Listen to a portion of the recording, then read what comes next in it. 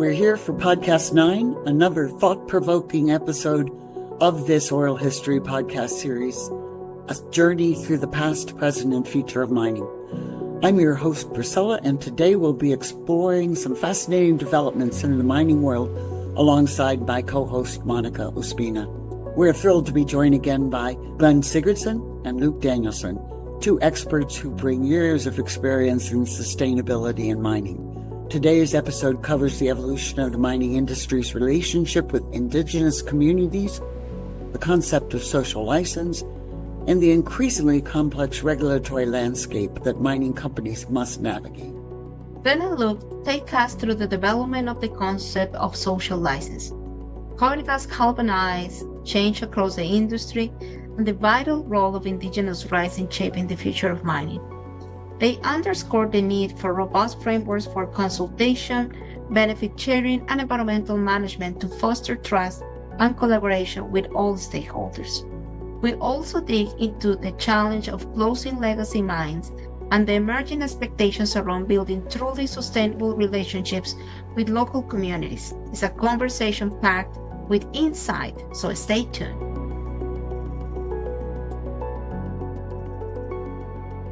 I think that a critical point of departure for the conversation that we're going to have is MMSD.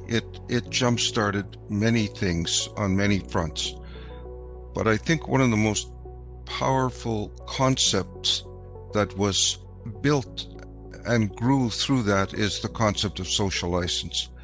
I think that word galvanized a lot of activity in a way that sustainability couldn't. It was understandable. It somehow resonated both with the wider communities and internally within an organization.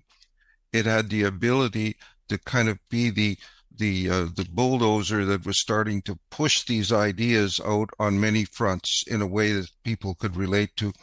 And that was an important contribution, I think, that had started with Jim Cooney's mention of that term, which then took off later in the World Bank in 1997. The second major thing that was happening post MMSD, unrelated to it, but powerful in its consequence, was the duty to consult Aboriginal people. And that duty started to arise and was galvanized basically in the Supreme Court of Canada with two major decisions in 2004. And that really required the governments to own responsibility for dealing with advanced conversations with any impacted Indigenous community on which a right might be proven subsequently in court. But the duty to consult was if there was a possibility of a right existing that would give certain entitlements to the rights holder, there had to be a consultation, and the consultation varied according to the amount of potential impact. Much broader concept, but what's important about that is while social license may have spoken to social and political considerations, the legal rights were now starting to be galvanized in another way, and that was going to change the power equation in a fundamental kind of way. That was further given expansion globally, and now we have the UN Declaration of the Rights of Indigenous People in 2007. So now we have another force propelling forward. By now, I think much of the industry had become very sensitized to the fact that a new reality was unfolding, and we saw a proliferation of activities going on internally to manage community and social affairs within corporations that were capable of building that kind of capacity. Whether that reached into the juniors was a whole other question, but nonetheless, there was a widespread recognition that something had to change and was changing, and there had to be a recognition of that. And as a result of that, we've got a remarkable community of people who have been struggling with these issues now into the present and growing their capacity in many ways. They've also built what may be in the minds of many, including my own, too elaborate a superstructure of standards, norms, et cetera, et cetera. And that has become almost impossible to download in an accessible, meaningful way to the ground. But nonetheless, it has changed over time the trajectory of the mining relationship to the communities around it and its sense of obligation as a neighbor in those communities. So from the period 2002 with the end of MMSD and 2024, I don't think there can be any doubt, but there's been a sea change now, whether there's gaps and holes and all of that, but there's no question that this has been moving with increasing acceleration. And I think we're now at the point where there's actually the next evolution coming, which is going beyond just an obligation to consult. It's an obligation to start building viable, sustainable relationships on the ground as the most effective way of overflying all of this legal infrastructure below, from duty to consult, UNDRIP, et cetera. People are starting to recognize that you can overfly that if you can go directly into building a sustainable relationship with these communities of interest where you're working today. So I want to make sure that when we're thinking about this, we're thinking about the roles of different players in this that have contributed in many ways, but what the limitations have been. And one of the biggest limitations is probably within corporate structures, where the real question is who owns sustainability. And it's easy for this to be offloaded onto community relations, social performance criteria and standards, and not realizing that every single person in the corporation has the potential to impact relationships on the ground. So the fundamental question about who owns sustainability, I think, is very much something that remains on the table as we move into the next decades. But I want to make sure that we respect the enormous amount of work that has gone on in the last 20 years. And we have the Mining Association of Canada being one of the leaders with their Towards Sustainable Mining initiative. We've got things like the Initiative for Responsible Mining Assurance. There's been many things that are developing. And in addition to all of that, there's been many institutions, universities, that have taken on board a hugely important role. For example, in Brisbane in Australia, there's the work that Deanna Kemp and her teams have been doing over there. We can go into places in the US and Canada, but there's been a widespread recognition in the academic community of the importance of this whole area of work. So from where we were in the 90s and the 80s before that, there's been a major change in these dynamics. And probably one of the most significant ones, I think, that's going to continue to grow is the power equation has changed as a result of the Indigenous rights that are becoming more and more powerful. And in many commentaries, that is the single biggest challenge that the mining industry faces today, managing that relationship. There is no doubt that the performance of people in the mining industry, not just people in the mining industry, but the people around them, like regulators, government regulators, though their performance has improved dramatically, as you say, in the last 20 or 25 years. My concern is that I think the demands on our society have increased. So we gotten better, but the bar is going higher and higher and higher. And so the question is, are we making progress faster than the problem is growing, or is the problem still growing faster than we can improve? I think the problem is that the bar has been continually raising, and it's a result of what you're talking about, which is we had all the community expectations and things carefully contained in some kind of a can, and we took the lid off the can, and everybody is kind of stunned to see we we start off with the environmental issues. We think we can deal with those. The human rights issues come up. We start having to deal with those. The rights of indigenous peoples come up. IRMA, the Initiative for Responsible Mining Assurance, if I'm correct, their standard now is 25 chapters. One of the things I hear from people in the mining industry is, we want you to get your arms around the problem. We don't mind if it's complicated, but what we don't want is to think we're addressing the problem and then discovering that the problem has a new dimension that's going to throw us off the rails, even though we're dealing with all the parts we did know about.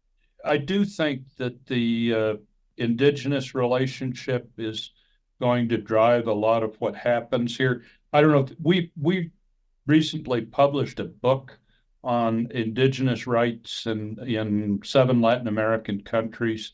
And we looked at this, and what's happening is the courts of all of these countries are starting to really give teeth to the consultation requirement. They're doing stuff like canceling mining concessions because there wasn't adequate consultation. Companies that have invested hundreds of millions of dollars are suddenly discovering that their investment is at risk because the courts, which were once kind of timid with these things, are starting to be much more aggressive. And the other thing, of course, is that mining continues to be pushed out to the environmental frontiers, the geographic frontiers, and that's where the indigenous people have been pushed over the years, right? So one of Deanna Kemp's group studies says that 85% of all the lithium resources in the world are in indigenous territories. Well, I think that the first idea that really grabbed me was the question of the legacy mines, where we have a huge problem that is dragging as an anchor into the future. And when you completed the report on MMSD, I think that was one of the most significant issues raised by communities, as I recall. And I don't think we're much further on that front than we were then. We still have a massive problem. And I think the point is that old mines and the need to close them are coming on a lot faster than new mines are coming. So there's just a whole backlog that's going to weigh on into the future. And it has huge implications in many of the new mines coming on, because these legacy mines have left all kinds of potentially difficult environmental, particularly, and social relations in their wake. So moving into an area with this kind of a legacy is not just about cleaning it up. It's about managing all of the frustrations, I guess, that gurgle up again once these things come onto the table with a new mine entering an area that has already been worked over. The other thing that invariably we have to keep in mind is that there has been, on the average, about 10 tailing dam failures every decade for about 6 decades now, or 5 decades. I think that was a figure that was thrown at me in one of the global energy, minerals, and markets dialogues that we had. And that continues to crawl along and then burst onto the scene with dramatic implications, which kind of poison the whole atmosphere for a considerable period of time, because they're such dramatic events. And we have had, as you say, significant enough community resistance that several major mines have been shut down and canceled in the last decade, or in 2, So those are all kind of sort of things that run through my mind in response to that, and they're going to be with us for a while. We're not going to work our way out of those things very quickly. Here's my problem. After all of this progress and all of our deeper understanding of the problems, here's the issue, and I would love to think about it a little, is I have been approached in all good faith by a government in South America that has big lithium reserves, and they're saying, we would like to come up with a way to permit lithium projects in a way that gets them built in some reasonable amount of time, but that is a model of social equity, getting along with communities. And it all, of course, since the lithium investors are in a hurry, it all has to be done quickly. And we would like you, Luke, and your group to come up with half a dozen case studies of permitting processes or mine development processes in any country in the world that have been successful. So we can present these case studies and learn from them. So the question then is, show me one mine that people can say is a case study of a really good way to do this, right? And that's had a good result, and that the mine got permitted within some reasonable amount of time. And I've talked to quite a number of very experienced people. I don't know, quite a number, 4 or 5, including some of the people who are on this conversation, and say, what should we tell the government of Chile is a case study of a mine development process that really was done right, that resulted in social license, where if not everybody, at least most of the major actors are content with the results, and where it got done in a reasonable amount of time. And I've been at this quite a long time, and I have trouble coming up with our case studies. Yeah, well, that's a challenging question, but I think I would widen it out first. I think that we can look at permitting processes that are not just related to mines, but other resource projects, whether it's oil and gas, or whether it's forestry, or whether it's some other kind of aspect of the industry. So, because I don't think it has to be limited to that in terms of the processes. That's one question that runs through my mind, and that's one of the problems often, I think, in doing this kind of work. I know from my vantage point, who works in the middle of other people's kind of challenging situations between and among groups and organizations, the dynamics around these organizational challenges and the broader context in which they occur are easily transferable across many industries. And we tend to look inside our own cave as opposed to looking more broadly at other kinds of experiences in other sectors that may be informative, and that's one thing I think that should preface any examination of what are pertinent cases. You shouldn't confine yourself only to within the fence of the mining industry. I think there's a wider set of considerations that go into that. I can think of some examples that we could start discussing, but I'm not sure we can productively do that here. And I believe that the need for case studies is one of the chronic cries whenever somebody asks for a view as to where we should go next. I often ask myself whether they're helpful. Are they helpful? And I ask that in this sense: do we really have best practices that couldn't be better?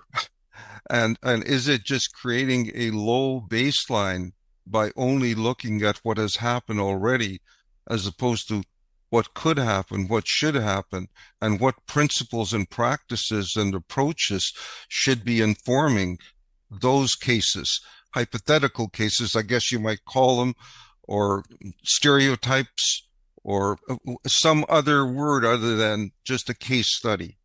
I threw this question at a friend this morning who has 40, 50 years, probably 50, working in the industry. And basically, one of the things he came back with was to say, look, risk comes from so many different directions and can surface in a lot of ways. If you're just looking at a model of here's the company and here's the community, and maybe the government's somewhere in the background, you're going to miss a lot of sources of risk, because what happens is you get the community on board, but there's somebody else who is not on board. And there are so many moving pieces and so many places that risk can emerge from that, if your standard is a project where everybody is celebrating the result and, and where there's no risk, the goal for a lot of people in the industry would be, let's de-risk the project. Let's find ways to build it that has less financial risk for us. And, the idea that you're going to eliminate risk, there's risk in getting out of bed in the morning, honestly. So I've been puzzling over this, and the question really is, maybe we're framing this issue incorrectly, and maybe we need to reframe it. But the idea that we're going to find an example of someone who developed either a mine or whatever. The best example I've come up with so far might be siting of nuclear waste disposal in Finland. The Finns seem to have achieved a really high degree of social consensus over a solution for disposing of their nuclear waste. And part of it is they were willing to invest 30 plus years in dialogue over how to do it. There's an example, but just to come back and say, okay, so there are 25 chapters of the IRMA standard. I think that's right.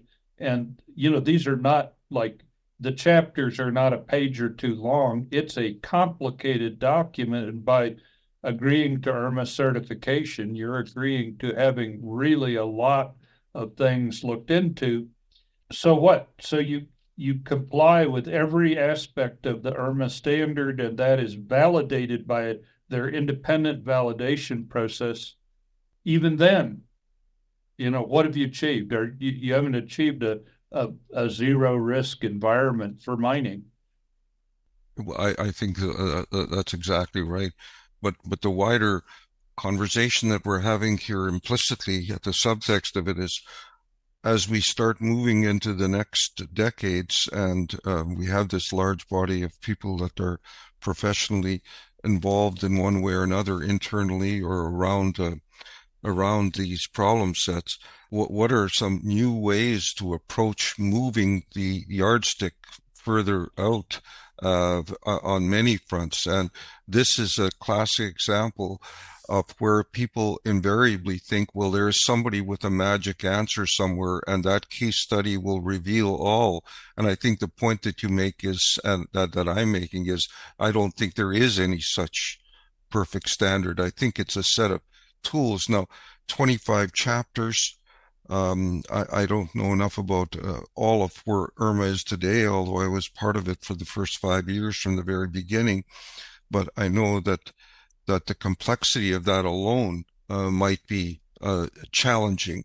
Or if you have to meet all 25 chapters to perceive that you have something to celebrate in terms of having moved the yardstick forward, that's maybe a very high bar to measure progress against, maybe too high a bar, because one of the things about moving progress is a chance to get a sense that we're moving step by step, and there's a certain celebration of having at least got this far, and then we try to get to the next step and the next step and the next step. So I believe in kind of a progressive process involving us constantly trying to move the yardstick forward, and I'm not sure case studies are going to be the solution in any way to that problem set.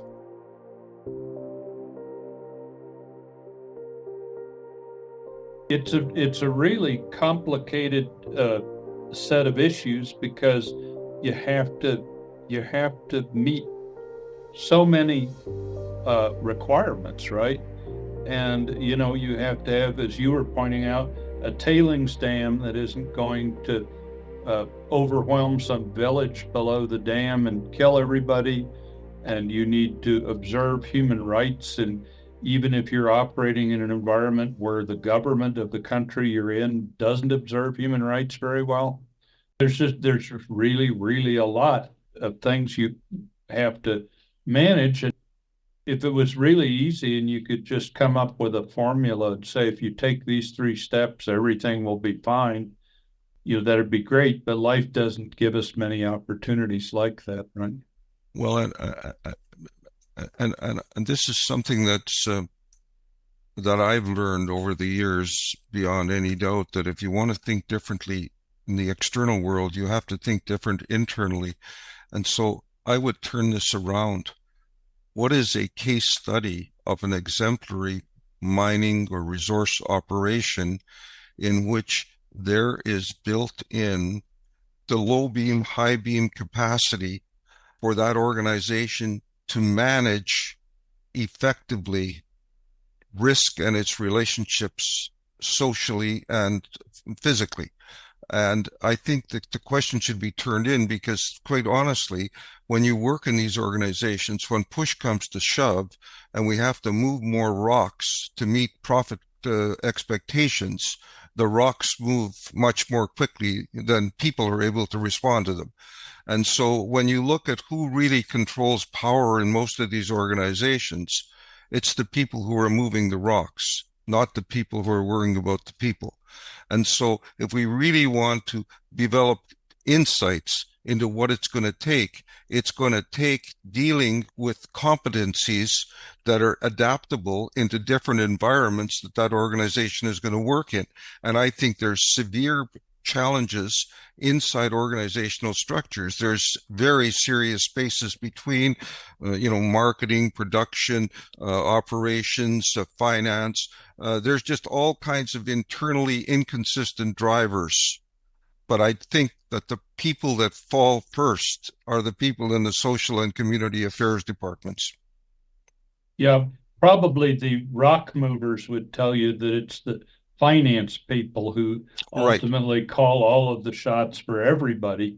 Then you say, okay, well, let's change the model. Let's abolish capitalism, right? And we've tried that. We have these state mining companies where we decided to take the private investor out of it. As many countries did with their oil industries after they became independent of the colonial regimes. But interestingly enough, in oil, the state oil company model, whether in Saudi Arabia or Iraq or Indonesia, those models stuck. Whereas in mining, a lot of the state-owned mining companies didn't do so well. At any rate, having traveled all over the world and seen a lot of mines, I'd just say that the idea that the state-owned mining companies are going to do a whole lot better job on environment, because the fundamental driver of environmental damage is the profit motive. And if you take the profit motive out, somehow everything's going to be great. It's not. And some of the worst sites I've ever seen are state-owned mining companies. Well, you only need to look into the hydroelectric crown corporations across Canada to verify that observation. They're all state-owned. I don't think any, and all of them have a very serious history of challenging social issues, probably exceeding almost any other industry. They have a curious tendency to try to think of themselves as businesses, but at the same time, they're state-owned and they are subject to the direction of one owner, the state, and the state can move according to its wishes and whims. And we have in just about every province of Canada enormously complex legacies left by hydroelectric development, including massive debt loads. I think Manitoba's debt load out of hydro dams is something like 25 billion for a province of 1 million. So we've had that as a plaything for years and years, same right across the country. So I have absolutely no confidence that somehow state-owned operations are going to achieve anything. And they're going to be subject to even more rigid thinking because they perceive themselves having a special relationship with the regulators, and they typically do, and the regulators are also their owners, so they can move along in ways that a private organization could never hope to do. Yeah. So I guess if we come back to it, one of the questions that I'm always interested in, and I ask my students to think about is, okay, if you think that the private mining company, financed by banks is a bad model, okay, the state company is one option. The other option, and you see it more of this dialogue in other sectors, but is to go to village level or artisanal production, right? And so, in the fishing world, I hear all the time from people that no fishery has ever been wiped out by artisanal fisheries, right? That fisheries have become unsustainable in many places, but it's never as a result of artisanal production. And that in the long run, for forest products, we ought to have village-based production from lands owned and managed and operated by local people. My question is, can we really meet the needs of a world of 8 billion people by producing everything artisanally? Well, and I take issue not with you, but with the concept that artisanal mining cannot have very profound impacts. I mean, Yeah. The mercury that has been used historically in gold production is an insidious metal. Once it's in your system, you can't flush it out. It goes and migrates into your system in very invasive ways. Mercury is an ever-present danger. I was on a huge case in Canada in the 1980s that involved a massive pollution outbreak of mercury contamination in northwestern Ontario that impacted the fisheries all the way 300 miles into the north end of Lake Winnipeg, where my own family were running fisheries operation, and we were shut down for 2 years. So the notion that mercury and artisanal mining are somehow not invasive, not only just to the environment, but to the very health of the people that are using it. So here's a model, okay? We're worried about the big corporate privately owned mining company. We're worried about the state mining company. We're worried about artisanal production. So there are a bunch of cases around the world where the mine is actually either joint ventured or maybe even outright owned by the community. The Bafokeng Nation in South Africa, right? The Bafokeng have all the mineral rights. They formed a corporation. They have one of the world's great platinum deposits, and they hire a company, essentially a contractor, to come in and mine for them. There are joint ventures in Alaska between native corporations and companies. So this kind of I talked to a CEO of one of the big mining companies and said, what do you think of this idea of joint venture, co-ownership between a commercial mining company and the community? And he said, if we could do that and bring social peace and get a social license through that, he said, I'd recommend that every time. We'd be happy to give away a big percentage of these projects to the community if that would let us operate in peace. Well, and I don't think there's any doubt, but that's the point that I'm making. We're moving beyond duty to consult, where people are saying, how can we build a sustainable relationship in proximate to our operations, and how can we build agreement seeking processes that are able to achieve that? And they don't just achieve kind of a distribution from from an equity point of view.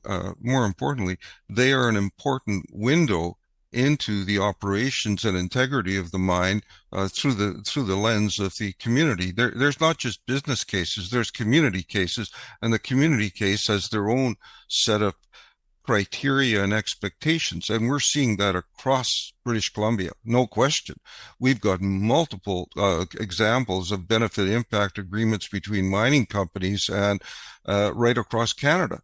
When you go into a major conference today, probably a third of the people there are indigenous, and many of them are from communities where there's benefit impact agreements. So that's been one of the areas where there's been enormous progress being made. Now, whether we're as far down that line as possible is another question. You made the point to me about 10 years ago, I think it was, that one of the real problems is that some of the most important social capital needed is at the front end of a mining process, not downstream.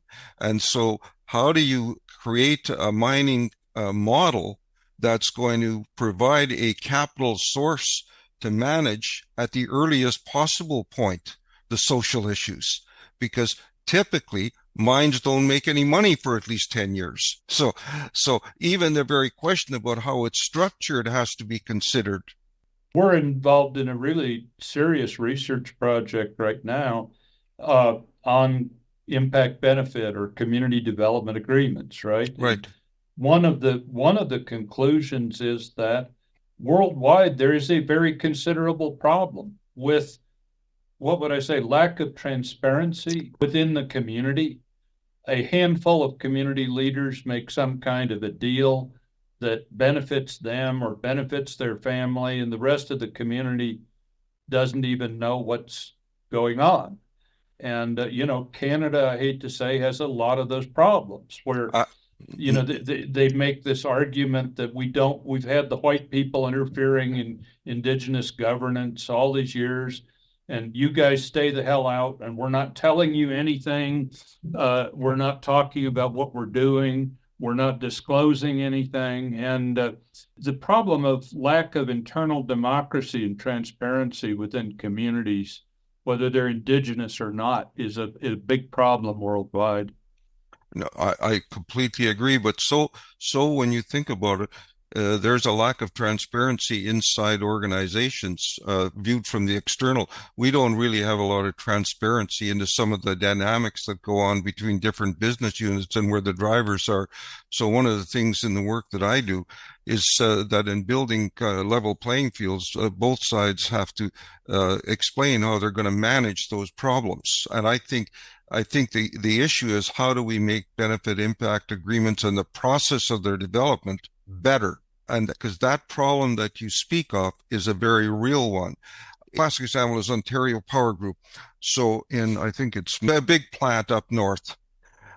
They made a deal with the chief and council, and the chief and council hadn't given enough involvement in the community, so there was a huge backlash. So there's many other examples that one could give, but in this case, the whole deal fell apart. So they had to go back to square one to figure out how they were going to engage the community in a more fulsome way to get where they were going.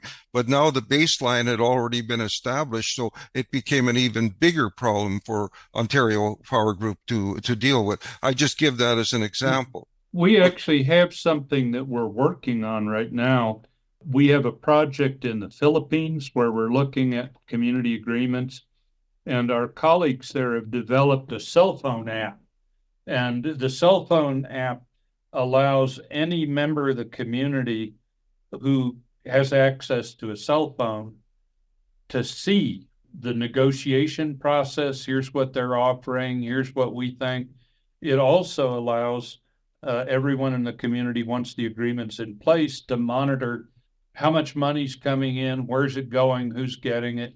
But essentially, it puts all of the financial part of the agreement in a form where hopefully, even in poor parts of the world, people have or can borrow access to a cell phone, right? So we're trying that out now. We'll have to see how it works, but we're actually piloting this in the Philippines right now. Well, that's interesting, but it comes back to, I think we're looking at an area now where we're envisioning where there might be zones to kind of continue to advance progress coming forward, and this is an interesting area, one of many, but it also is an area where we have to always recognize that the playing fields across the world are very uneven. What's going on in one part of the world, well, there may be similarities, can be very, very different in another. And I think that's one of the challenges that we always have to recognize. Even inside any country, there can be very big regional differences that are going on. So that's part of the challenge of understanding the context of any of these so-called case studies. What is the context around them and how applicable is it? And that's why it seems to me that you have to drive backwards into saying, what are the fundamental building blocks inside, whether it's indigenous or any other communities, or inside a corporation, that can deliver a higher probability that the mutual interests of the various players with a stake are going to be served? And what are those principles and practices that should inform how they begin the negotiation process and the negotiation, and by what standards should the outcomes be measured? I think that's a much more important direction to head that conversation in with the country of which you made mention than it is to go searching for some perfect solution that doesn't exist, in my view, doesn't exist.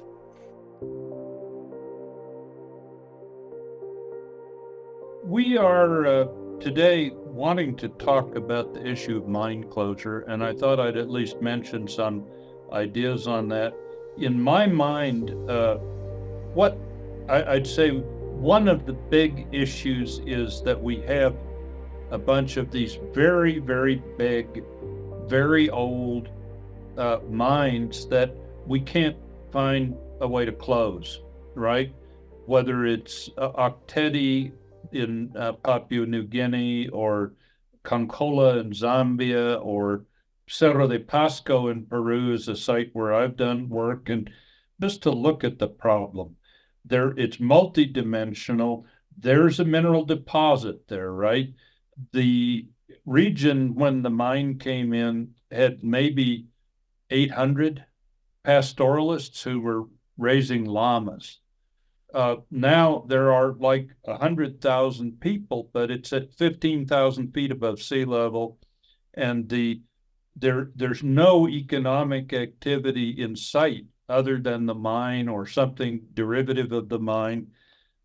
At the same time, the mine has spewed really a lot of lead out, and so the people in the area have very high lead levels, and indeed in some places they've had to tell people to send their children away to boarding school because the lead levels are too high.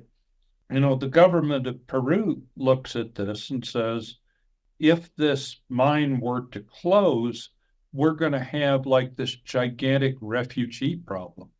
We're going to have 100,000 people who have no way to live up there, and who are going to be leaving and heading in a giant herd, probably into Lima or other big cities, and they are not going to be happy. You know, that the idea that after a century of mining, the best that can happen is the mine-dependent people are refugees.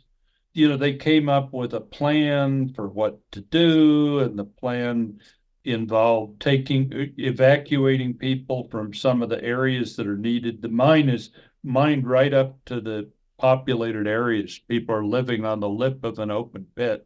And, you know, the idea is we'll take some of these people away, we'll ameliorate some of the environmental problems, we'll try to get people a new start in some other place. And the cost is probably somewhere between 500 million and $1 billion. The private operator of the mine has offered $5 million toward the cost, right? So the government has no money to pay the cost. So the cheapest solution is to find ways, by violating environmental standards or ignoring the impact on people, to just let this mine continue to operate and operate forever. And you know, basically the politicians I talked to said, you know, something will eventually happen to this mine, but I hope it's after I'm out of office. because then I won't have to deal with it, right? So you look at that, or El Salvador in Chile, or there's a lot of these big sites like that. And what's happened is the big corporations that started these mines have all disappeared from the scene, right? BHP bought its way out of Octeti. The Guggenheims sold out of Cerro de Pasco years ago. Anglo American is no longer at Concola. What do we do about these sites where we can't afford to close it and we can't afford not to close it, and it just sort of limps along, polluting and you know creating social problems? You picked a nice, easy example that reveals every possible kind of formidable obstacle that one could conceivably imagine, and one can only throw one's hands up in complete despair to think that that's just one mine. How many of those similar examples at lesser, greater scales might exist? We had a mine here called Equity Silver. I think it was on the island, and there was a bond, a performance bond, to ensure that it would be, closed up in an appropriate way.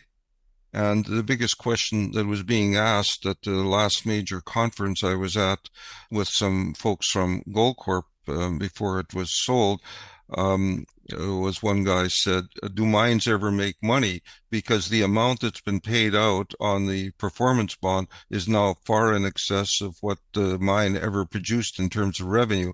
And so you ask yourself that question, if those, what are now effectively externalities that have been ripped off the balance sheets onto the public balance sheet, where is there any potential recovery that's going to finance this kind of stuff? Now, I guess we can look to, the waste management legislation and in the U.S., and I think there is kind of Superfund money for some of these things, I guess, in certain jurisdictions, but they're certainly not in most countries in the world, I don't believe.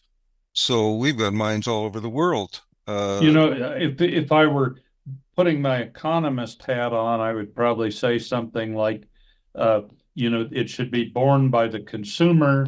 So maybe there should be a tax on copper, and it should be borne by the people who consume copper. You first have to say, well, the people who consumed the copper over the last 100 years, a lot of them have gone to their reward and they aren't around to tax. And the other thing, of course, is the tax would have to be imposed probably at the processing level, where you put tax on copper ingots in the European Union or something. But, those are kind of theoretical economist ideas, but the idea of implementing a global tax on copper or a global tax on zinc or something to try to pay for this, it's daunting. It's daunting, all right. There is an interesting example in Canada to come back to nuclear waste. So Canada has its own nuclear waste. We've got major nuclear facilities, I think 9 or 10 big reactors that have been operating for a long time. Canada was one of the first into the nuclear industry. And there's only about 4 or 5, maybe 5, 6 nuclear operators. The government of Canada passed a piece of legislation many years ago now, following a failure to site a nuclear waste disposal setting in about 1980. They decided to pass this piece of legislation called the Nuclear Waste Management Organization, which would require the nuclear industry to fund an organizational structure capable of meeting the obligations of siting and developing a site for all of their waste materials. So it was basically a polluter pay principle, but there was overtones of a government oversight and involvement. And there I was part of a team that advised that organization. And we did flip around the siting problem, which was possible to do unlike a mine, because there is many potential sites that could host such a facility. So we opened up a negotiation process in which communities could bid on the right to have the facility. And then there was a series of checkoff points that you had to meet to stay in the competition. And one of the first was, of course, is the site potentially geologically feasible?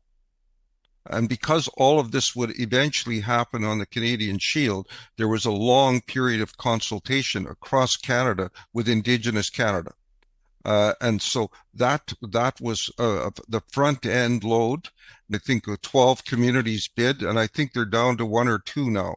And there's a series of steps, but we basically reversed the siting dynamic to make it not cite and defend, but gave people an opportunity. So that's another case you might want to look at, Luke, which is another approach. But you can't do that with a mine, because a mine is where a mine is. I think mine closure is a really key idea. I've spent a good part of my career on mine closure issues. I was, the chair of our board that supervises the mine closure program here in Colorado for years. Ultimately there's this model which was developed, I think, in British Columbia, but quickly adopted in Australia and in the US, where the company can't mine unless it has a reclamation plan in place before it starts, where there's a cost estimate, where there's a bond adequate to pay for the cost, where there are incentives for concurrent reclamation, all these good practices. I have spent a lot of time trying to export that model to developing countries. And by and large, most of the developing countries have not bought it. Right. And the reason they haven't bought it is they're afraid that they'll become unattractive to mining investment.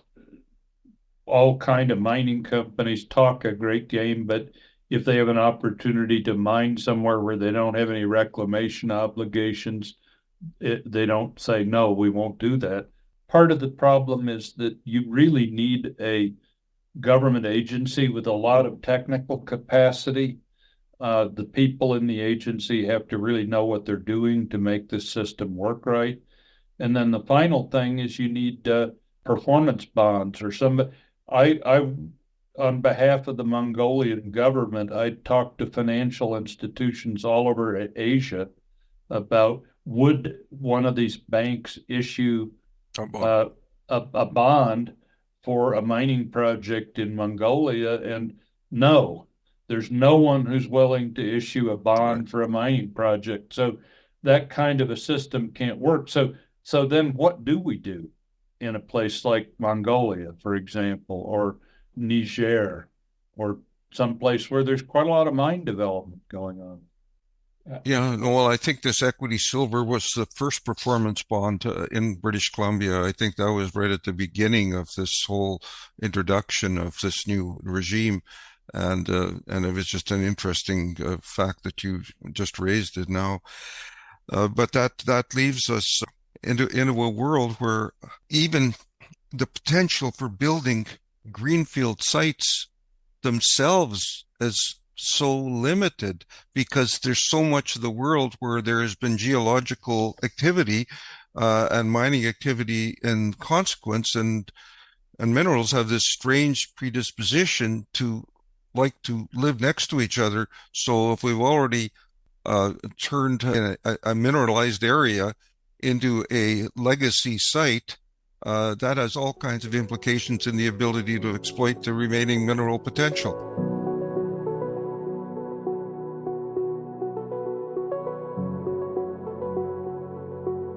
What an eye-opening discussion we've had today.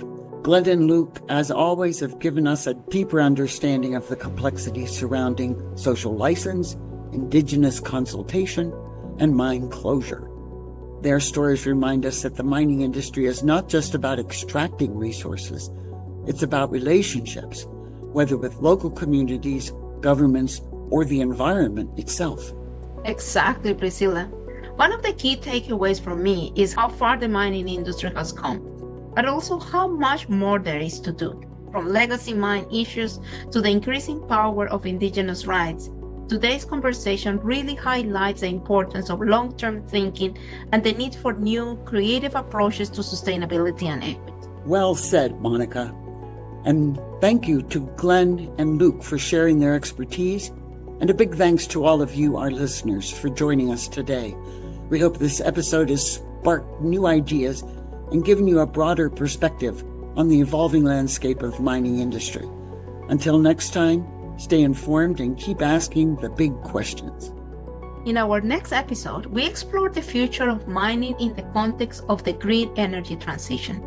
As the demand for minerals like lithium and cobalt skyrockets, how can we ensure that mining practices evolve to meet this new challenge? We'll discuss environmental and social risks that come with this shift and what mining companies need to do to support a truly sustainable future. And stay tuned for an informed discussion on the challenges and solutions in mining sustainability reporting and community relations, emphasizing the importance of accountability and transparency.